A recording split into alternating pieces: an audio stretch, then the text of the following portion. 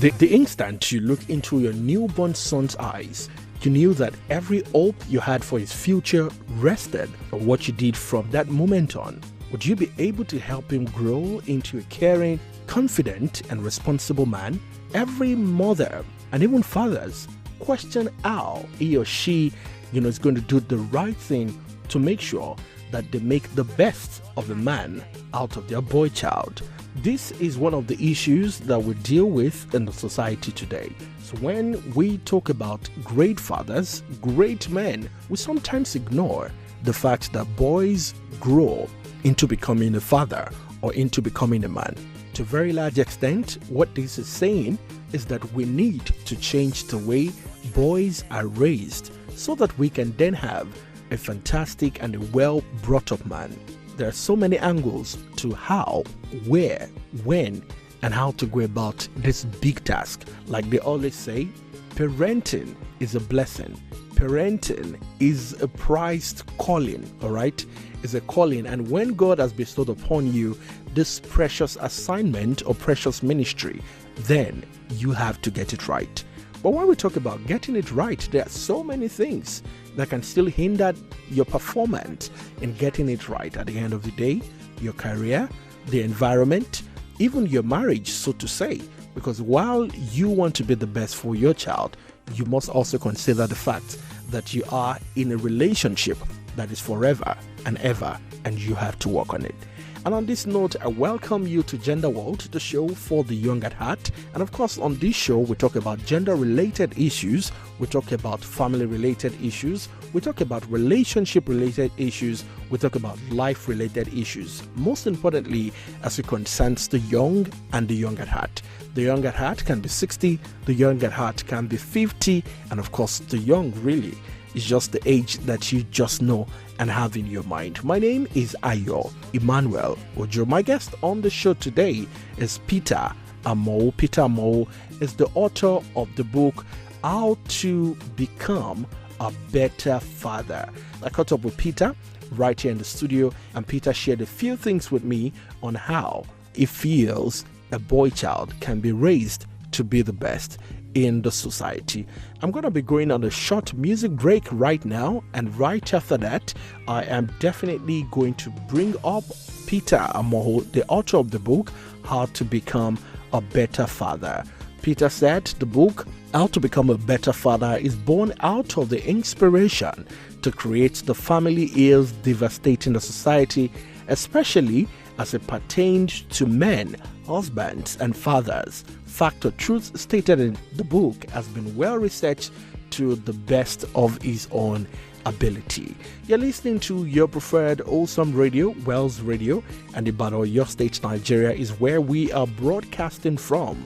You can find us on all our social media platforms, on Facebook, on Twitter, and on Instagram, facebook.com/Wells Radio Online. And also you can listen to us on TuneIn Radio, on Streamer, on Radio Box, on Radio Garden. It is still your preferred awesome radio, and of course the name of the show is Gender World. I'm going to take a short break now, and when I come back, it's going to be Peter and I on the show. Keep it locked here, don't go away.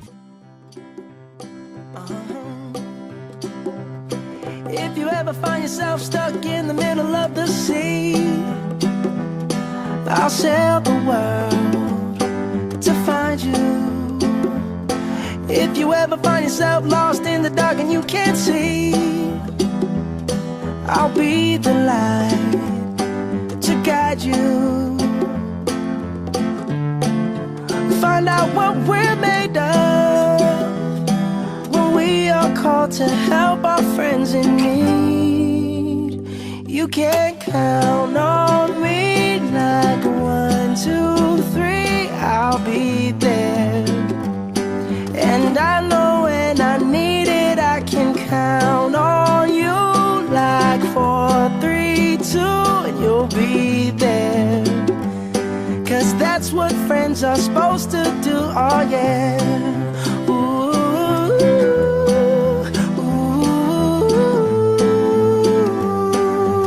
yeah, yeah. If you're tossing and you're turning and you just can't fall asleep, I'll sing a song beside beside you. And if you ever forget how much you really mean to me, every day I will remind you. Oh, find out what we're made of when we are called to help our friends in need.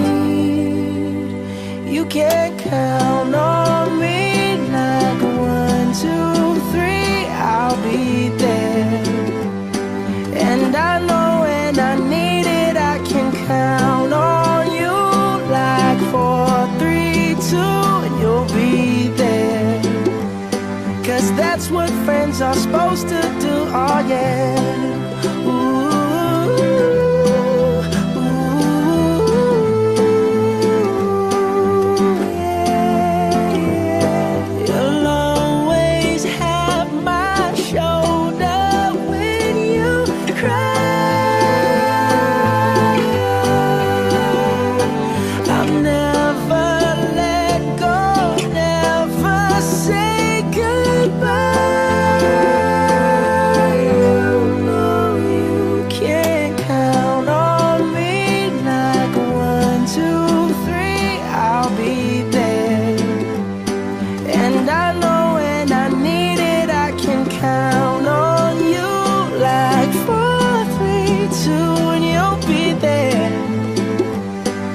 That's what friends are supposed to do, oh yeah. Ooh, ooh. You can count on me 'cause I can count on you. Thanks for having me here again. Yes. And I won't shake tables like some. It's just you and I this time.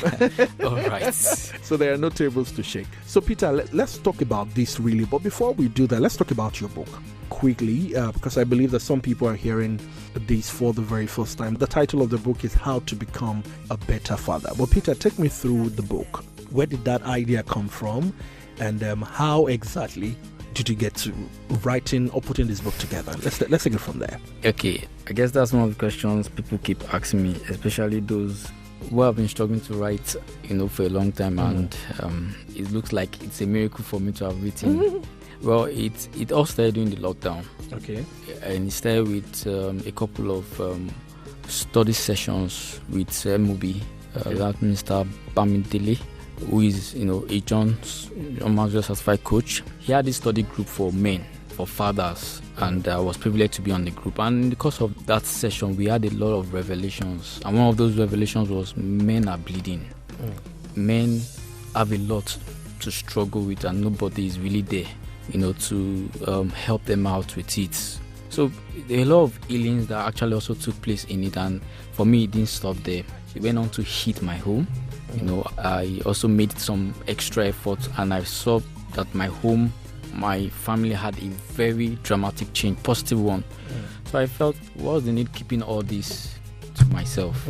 And I was wondering what to do, and I started with a little nugget here, a little tidbit here, and then I think I was praying one day, and then the title just dropped in my mind. The topic was spread before me. I sat down, I just penciled them down, and I went on further studies, and from there was pulling experience of different people, myself, and everything together, and that was how the book. And at the same time, I actually made it pass through different authorities to verify the work. Yes, to verify and dispute what needs to be disputed and contest what needs to be contested, and then lo and behold, we had the book. We're here. That's amazing. And so when we look at the title, I feel that this alone brings us to the conversation that we're going to be having. Yes. So how to become a better father? How do you become a better father without being a good boy? How do you become a better father without being a good boy? Because boys will grow to become a father. So really, if we look at the kind of, or the quality of boys that we have in our world now, that alone shows us that there's a dysfunction, there's a break somewhere by the line, either emotional, either raising. So basically that is going to take me to the question, how tough or how challenging can it get raising a boy child? Are we going to be looking at the strength? They have it. Are we going to be looking at the body physique? They have it. How hard can it get? You have a son. You know, how hard can it get raising a son, especially in this generation now? Well, I think, first of all, I think the society has actually made it difficult. Our culture has made it difficult. We have unrealistic expectations as regards boys. And that alone puts a lot of pressure on the shoulders of boys. And as if that is not fair enough, the attention we even give to boys is 1/3 that which we give to girls. So there's a lot of rubbing off, there's a lot of unrealistic expectations, and that alone is not fair on the boys. You know, that's on one side. Let me put it that way. Then you have the other side of good role models. Like I said in my book, if your first point of reference of being a good father or a better father is missing, then you fix it. And the same for the boys. If they don't have that space in their life filled up with a good reference, they'll keep looking up to a bad reference, and they'll eventually become that reference. That is another angle. Then on the other angle, because of also our cultural upbringing, our parents, you know, not putting blame anywhere, some of our boys from the beginning already know that their dad is not on the right path. So they want to become something opposite to what their father has turned out to be, and that is also another struggle. So when eventually they can't find a good reference, they just give up. So it starts with filling that void of a good reference point to become, even if they become a bad boy, to become a good father. I like that. Let's look at strategy.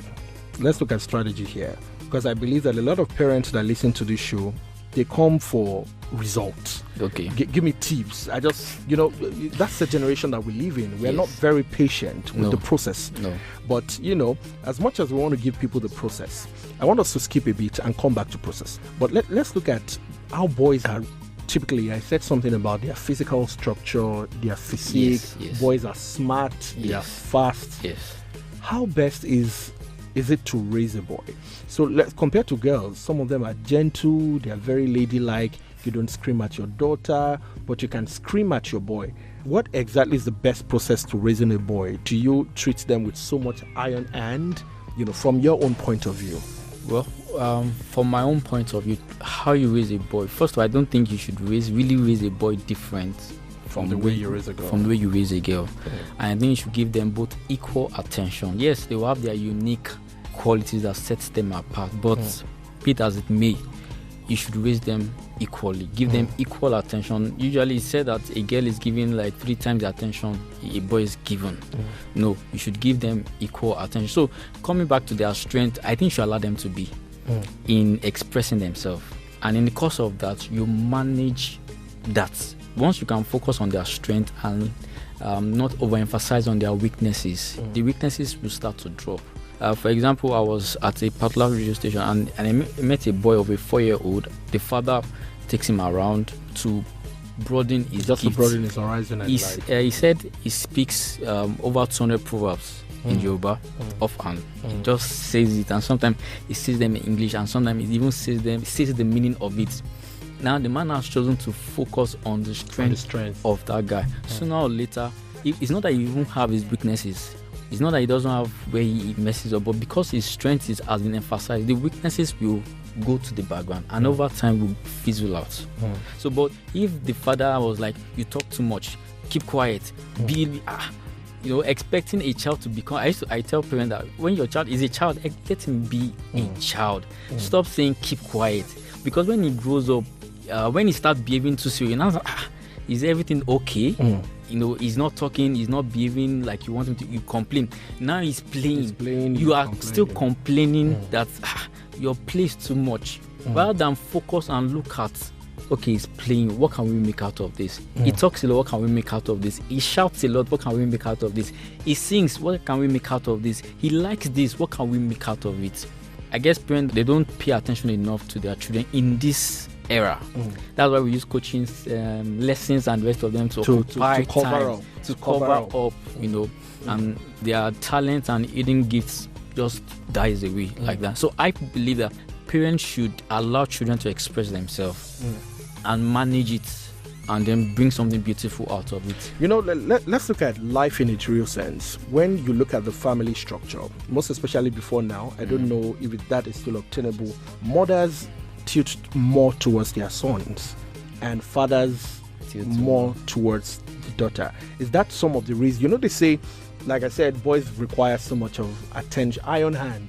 And the father seemed not to have interest in the boy. Rather, his interest is on the girl. My daughter must be well protected.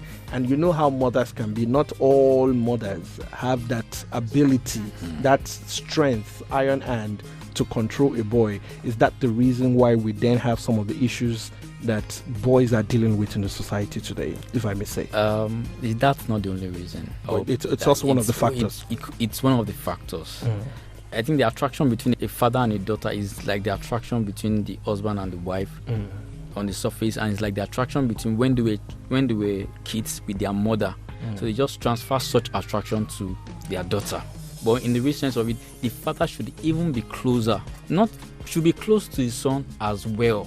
I like to create a balance between around everything. Should be close to the son as well, and he's the best person to show the son how to make his mistakes, how to correct the mistakes, and how to thrive in life, not the mother. Because the mother has that responsibility for the daughter.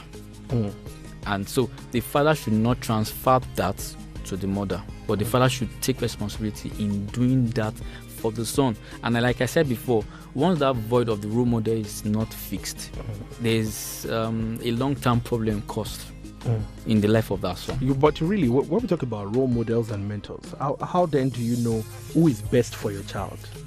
First of all, you are best. Because I know a lot of people are saying, I don't, of course, we now know the cases of abuse here and there. That fear alone, you know, that saying of it takes a whole community to raise a child, that has been scrapped because everyone is now raising their child all by themselves because of so many fear. So when we talk about role models and mentors for children, are we looking at the outside world or just you alone? And if it's just you alone, how exactly is the child expected to grow beyond the mindset or, you know, the training that you put in them, so to say? You know, like the Yorubas will say that when you give them half word, when it gets into them, it becomes a whole word. There's a point to which you raise your child that he will have a mind of his own. And because you have made the fundamentals right, he can make other right decisions as another layer over the layers that you have built already. I take myself for example.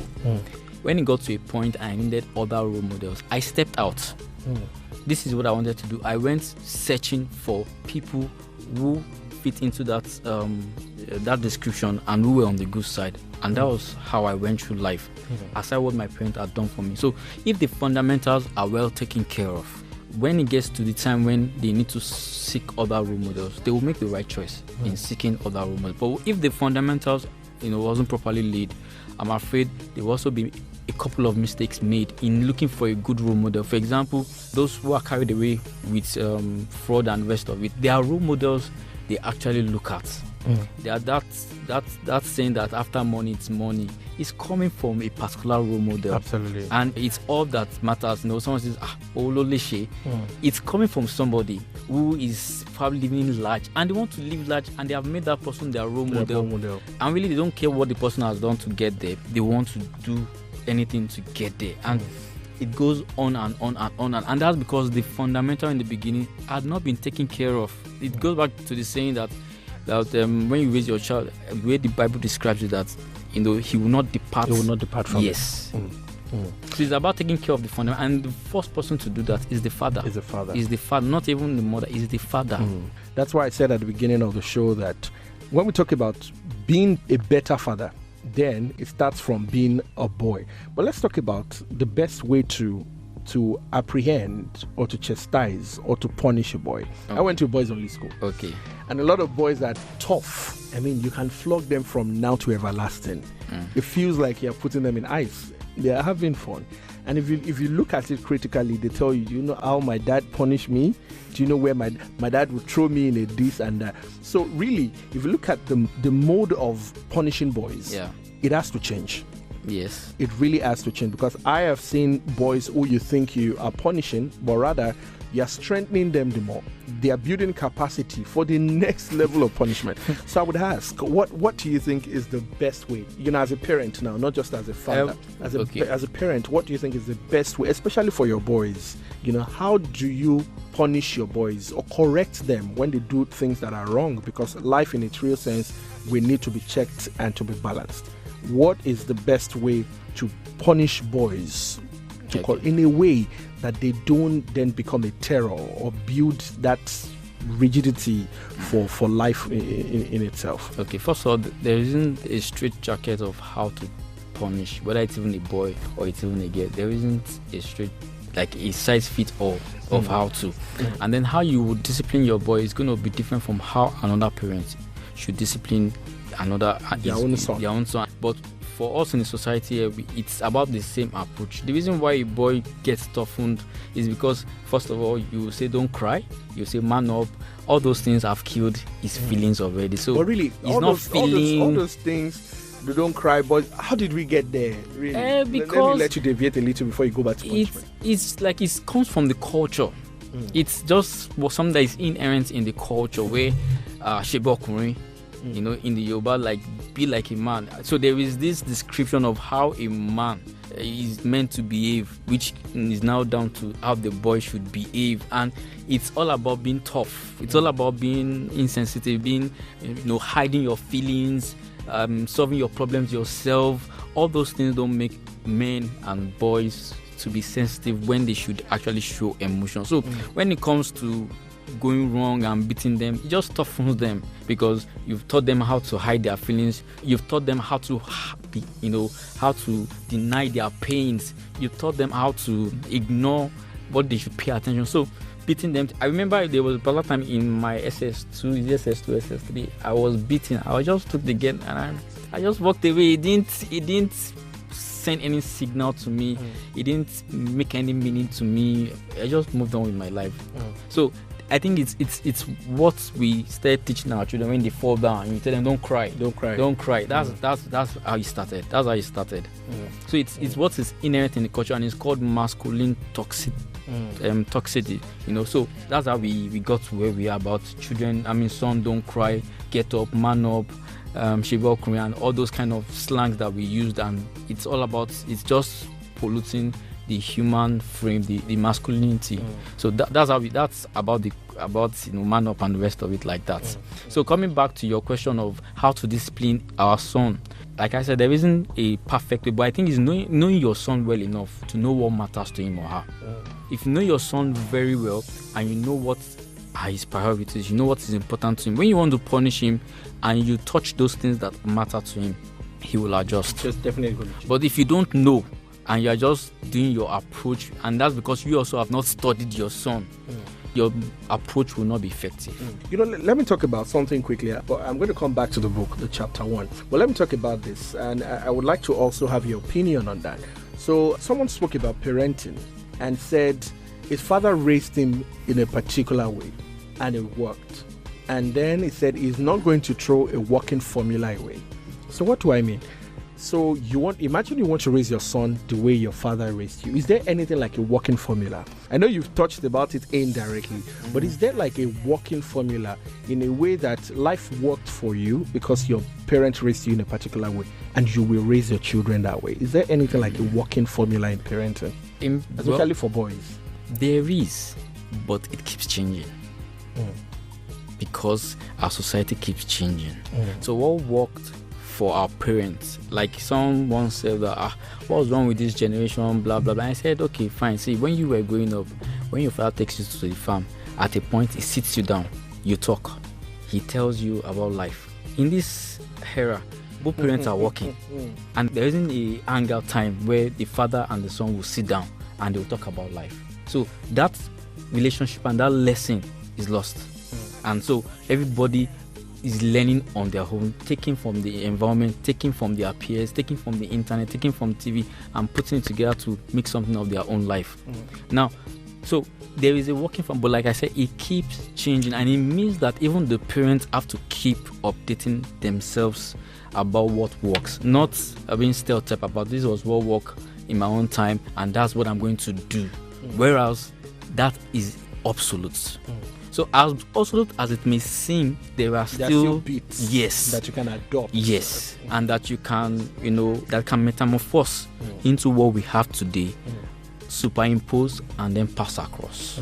All right, if you are just joining us, you are listening to Gender World, and of course, my guest is Peter Amoo, is the author of How to Become a Better Father. So, Peter, let's look at some of the kinds of fathers that you listed here. You listed 5 types of father, and you asked the question, which are you? So here we have the performance or formula fathers. Maybe they are just that kind of father I mentioned, the absentee, the distant father, the passive, the authoritarian, disciplinarian, or strict father. But really, altogether, can we say that some of these fathers are who they are as a result of their background or their own father too? Some of them are as a result of their background. Some of them are as a result of the circumstances we have today. For example, someone who needs to survive and his place of work is far away from where his family is resident, and he can't take his family where he lives, where he's working, because in order to maximize what his earnings are. That is not a result of family background, that's a result of the circumstances, the situation at hand. So some are a result of background, some are a result of the events of life as we see it today. But either way, whatever you want out of it, you actually have to strive for it. You won't just accept that this is what life has to offer. You have to fight for what you want. You have to go the extra mile. So that's how different father, like for example, the one of the passive is actually there. He's not even absent. He's actually there, but maybe because of lack of financial power, he has abdicated his responsibility and he's just passing and whiling away time. He's not making decisions. He's not taking responsibility. He's not visible per se. Even when the mother says, this is from your father or something, they know that it is the mom, not yes. from the father. So partly part of what is happening out of life, and then could also be partly from a background point of view. Let's talk about environment. Yeah. Environment is very key. In fact, not just to children, even to adults. Yes. The environment where you function is very important. Of course, we read the dailies every day and we see reports of, cybercrime people, Yahoo boys, most importantly. And they tell you, I am who I am today because of the environment I grew up. Yes. That it's a culture there. Yes. And in a way, I just have to be that way. How important is the environment in raising up a boy child? The environment is key, and that's one of my fear for the feminism stuff we have going on. The advocacy, the rate of the advocacy for girl child, those are my fears about the society, because they are going to get it right at a point, but there's going to be a flip. That what was happening to the girls will happen. In fact, that started happening already, and so it's going to be a situation where the boys now have to start fighting, but that is after a lot of damages have been done already. So society is very, very, very, very important. No matter how you intend to live in isolation or denial of it, it has its role, it has its impact, because you don't know it all. And you don't have it all. Now do you have all the answers? You need to reach out at a point to one resource or the other, or to one person or the other, or to one platform or the other. So what you take out of it is from the environment. So you can't rule it out. You can't rule that. That's a great influence, and it can have a great influence over who you become. From your own, angle now, which environment is best? Because I know a lot of listeners would have that in their mind. Okay, now we understand the fact that environment is very key. But which environment do you think is best in raising up a child? I know it might be difficult for you to say this kind of area, but really, what kind of environment? What are the features of it? Yes, let me use that word. What are the features, to look out for, especially where, not just boys really, because we've also seen girls who tell you prostitution is a thing in the area where they live, and in a way it just became a lifestyle. Yes. So what are some of the features to look out for, especially when you're planning to be a father, since we're talking from that angle in respect to your book? When I came to Ibadan from Lagos, I was very deliberate about where I wanted to stay, and it was because I wanted to raise my kids. Apart from I like a very quiet environment, I wanted to raise my kids where there can be sanity, where there's order, where there's a lot of decency, So I was very deliberate about where I live. So where you live is very important. There was a place an agent took me to, And I told the agent, I said, see, if I live here, I'm going to be causing problems for my co-tenants because we will be reasoning apart. They'll be reasoning A, I'll be reasoning B. Because judging by the environment and judging by the house, I can just in my own way determine the kind of people that would live there. And so I don't see us reasoning together. Not a matter of class, but a matter of affordability. I don't see us reasoning together. I see us having a lot of issues, or at best being the local champion, which I don't want to. So where you live matters. That is one. Then what you expose your children, where you live. For example, eventually lived somewhere very quiet at the end of the day, but right behind my street is like, this street is let me say VI, and then the next street is like Ajegunle.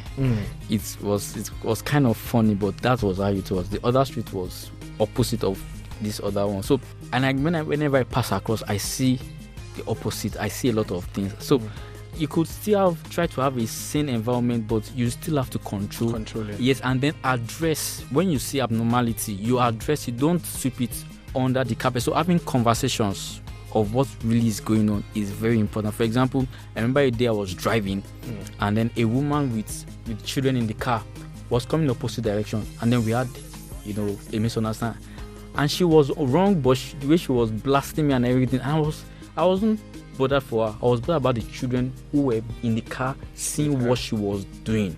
Now, if for example if I had my son in the car that day, I won't pass away like it never happened. I'm going to sit down with him.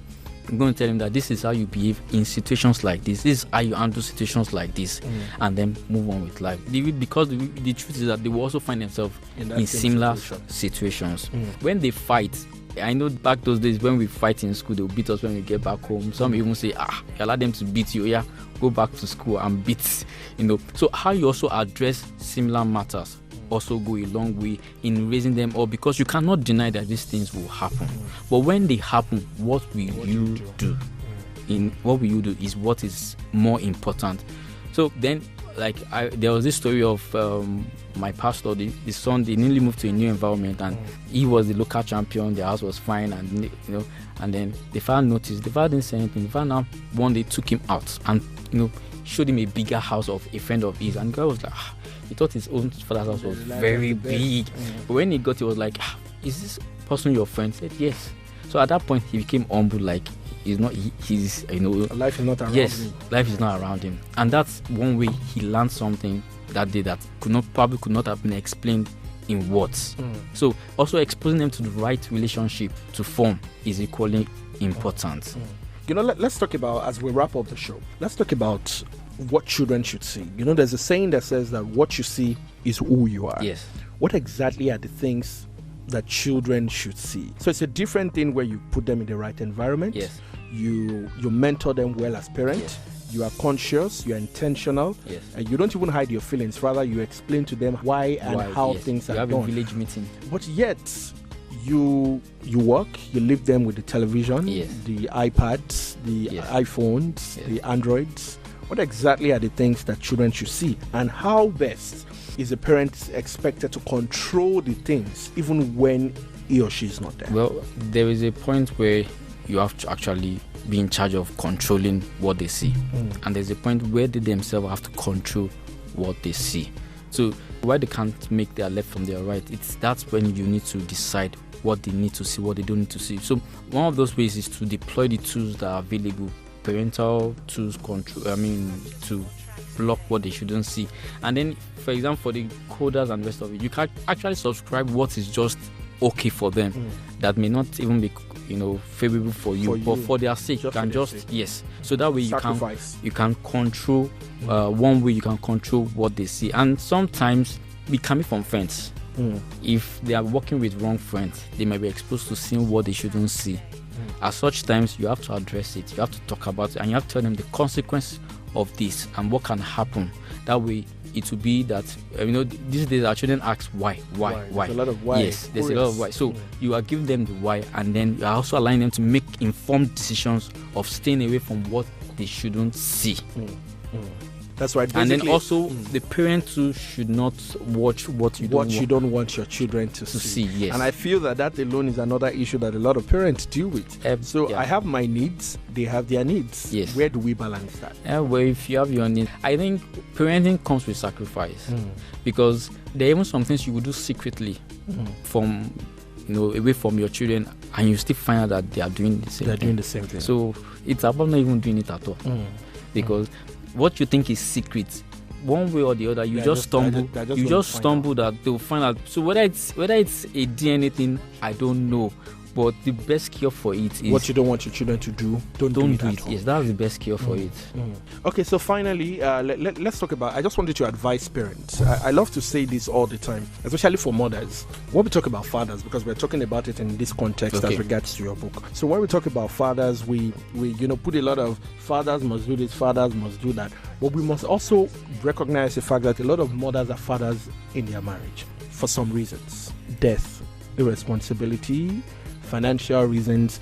They just have to wear the shoes of fathers. And in a way, maybe fathers have gotten the gist, and women will tell you, I am still a mother and I'm not going to change. I just wanted to advise parents generally with emphasis on people who have to take up extra tasks for some reason or another in life, as we wrap up the show. Well, that's a lot. That's a lot. And I would just say that if they have an ultimate prize they are looking forward to, why they take up that role, that let their focus be on that.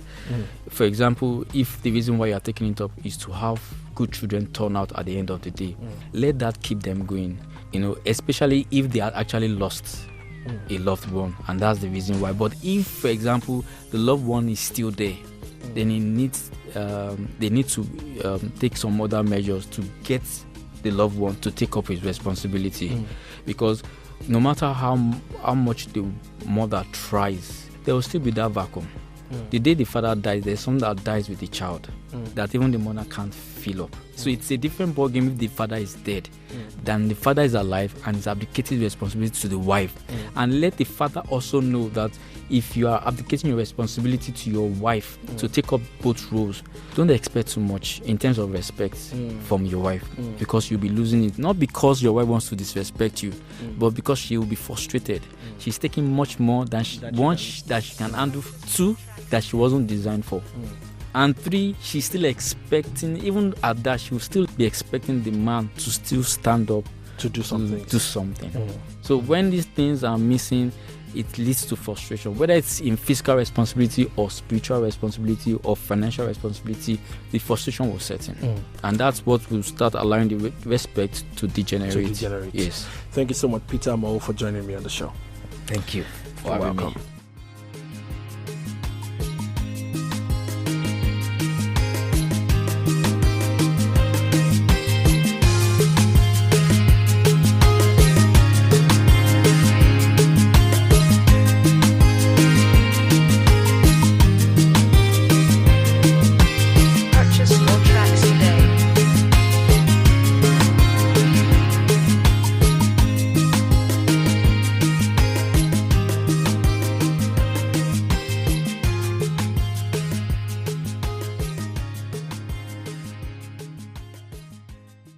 And that is it for today on Gender World. Thank you so much for tuning in, and thank you so much for joining us. I believe that you've been able to learn 1 or 2 as regards raising a boy child, most especially in this generation. It's a lot of work, and I believe that God will give us the strength on how and when, basically on how to go about it in life. Once again, thank you so much for joining us. Find us on Facebook, facebook.com/Wells Radio Online, and on Twitter and Instagram @Wells Radio. And we'll see you next week on the show. God bless you, and bye for now.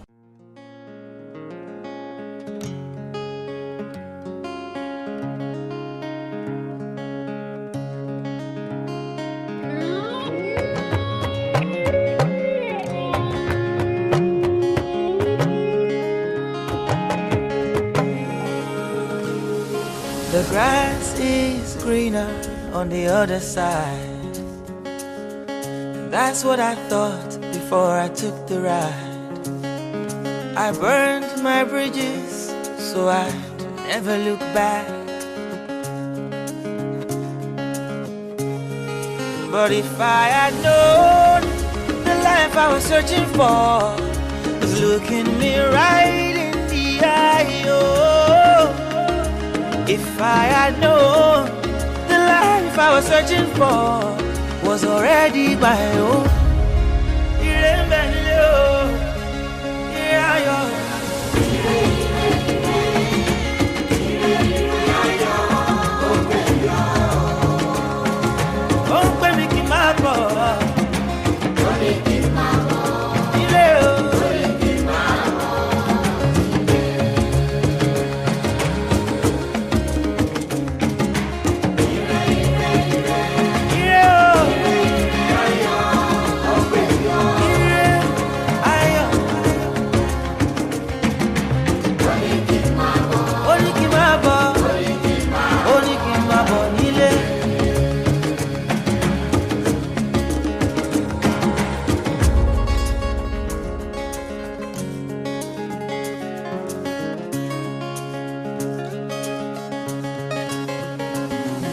The grass is greener where you water the ground.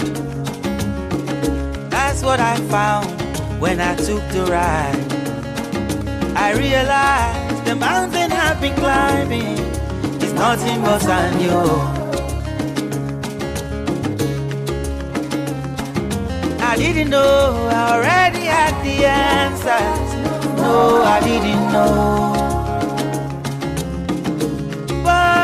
If I had known the life I was searching for was looking me right in the eye, oh. If I had known the life I was searching for